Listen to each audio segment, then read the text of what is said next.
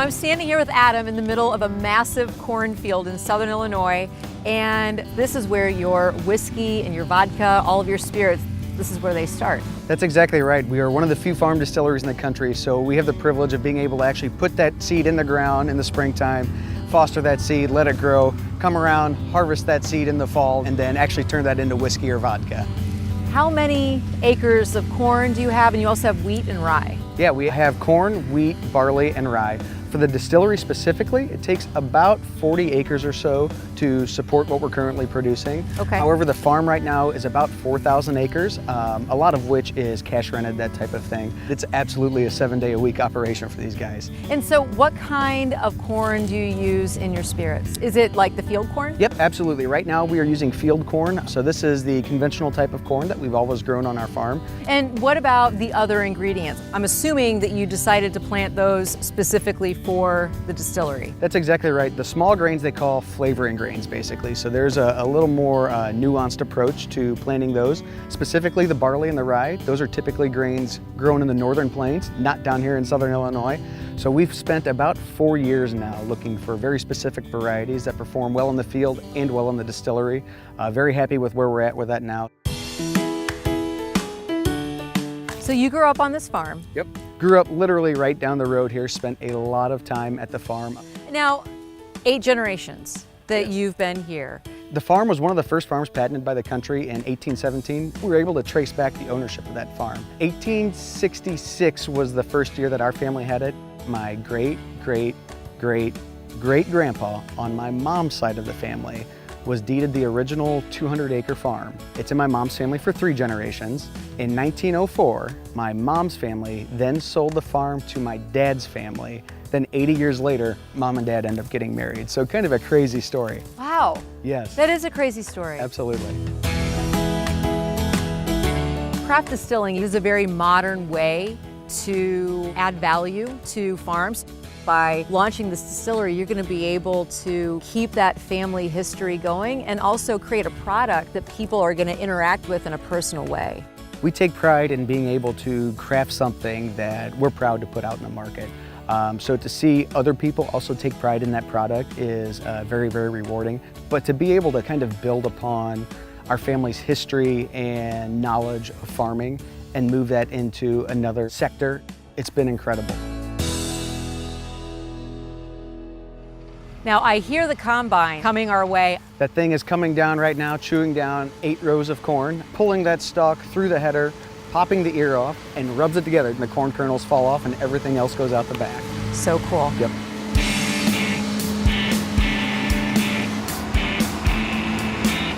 So Andy's gonna take me around in this combine. This thing is humongous. I mean, the tire is taller than I am. So I'm gonna climb up and we're just gonna see what happens.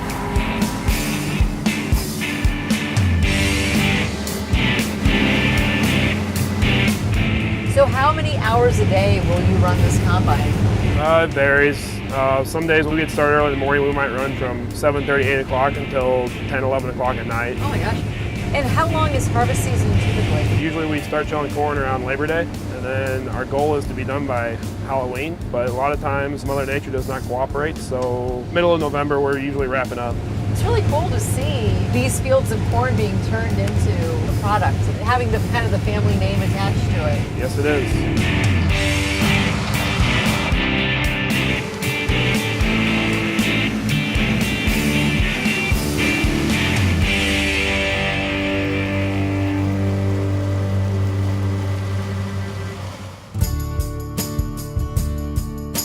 So should we take a tour? Absolutely, let's go. Right this way. This is where all the magic happens, back here.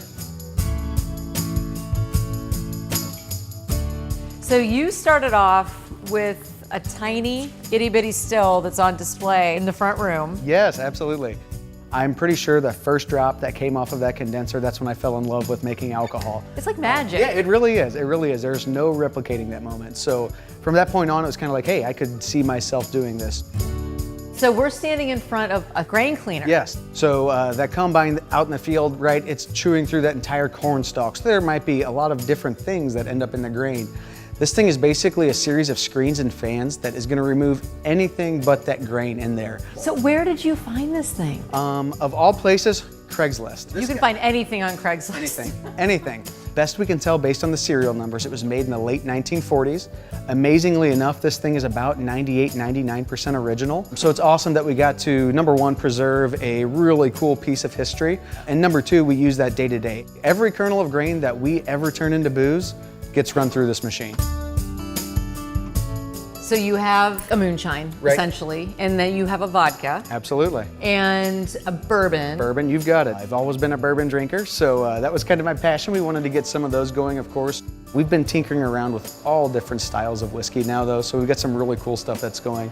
We just partnered with Eckert's for some really cool releases, yes. So we're using fresh peaches and fresh green apples for some flavored vodkas right now. Well, and so Andy, who I was up in the combine with, his favorite is the peach vodka. Oh, it is amazing. It's a lot of people's favorite, that's for sure. So what we did is we actually evaporated that alcohol off of our distiller's beer, shoved that alcohol vapor through those fresh cut up peaches, and that's how we picked up the flavors and the aromas and everything. So it's not an extract. I mean, you have fresh peaches that you're infusing into your real wine. fruit, yeah. We wanted an experience, something much more like biting into a juicy peach. Awesome. Well, maybe we should do a little tasting. Absolutely, let's go. That's my favorite part. So without further ado. Wow, it smells like a peach. Yes. So often when you have like fruit flavored vodkas, they have a medicinal kind of a quality to them. But this really tastes like you took a peach and you just kind of smashed it up with some really nice tasting, clean tasting vodka. All right, down the line we go. Traditional bourbons are gonna have rye in it. This is actually a wheated bourbon, so there's no rye whatsoever. Oh. So it's gonna be a little bit on the sweeter end of the flavor profile. Oh, wow. It has that classic bourbon sweetness to it, that vanilla character. This next one, this was kind of, I don't want to say an accident, but definitely one of those happy mistakes. Yeah. So we were cleaning corn one day on the grain cleaner back there, and the main shaft broke on it, and we couldn't clean any more corn.